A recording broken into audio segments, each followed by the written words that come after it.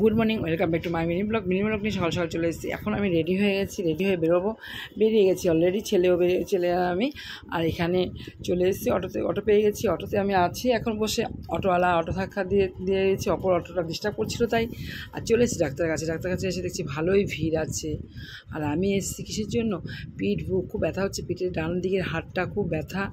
আর আমি কি বলবো, আমার মনে হয় ডান দিকে আমার কাজ করতে খুবই অসুবিধা হচ্ছিল কতদিন ধরে। তার আগেও 1 বছর আগে আমার ব্যথা হয়েছিল, সেই চলে এসেছি। সেই জন্য ডাক্তারের কাছে এসে নাম লিখিয়ে এখানে চেকআপের এখানে বসেছি। সব ঠিকানা বা ওয়েট করা নেওয়া হয়ে গেছে। প্রেশার মাপানো হচ্ছিলো, প্রেশার মেপে দেখলো যে খুব হাই প্রেশার ওষুধটা কতদিন ধরে নেওয়া হয়নি, তাই দেখা গেল প্রেশারটা খুব বেড়ে গেছে।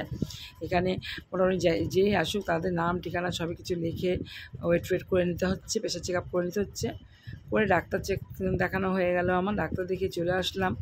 ওষুধের এসে কাগজটা জমা দিয়ে ওষুধ নেওয়ার জন্য বসে আছে। অনেকক্ষণ ওয়েট করতে মানে বলবো কি, ওষুধটা বানাতে হোমিওপ্যাথি ওষুধ যেহেতু এখানে এসে কিন্তু 1000 টাকার মতো ভিজিট নিয়েছে। হোমিওপ্যাথি বলতে এর ওষুধ অনেক আগে খেয়েছি।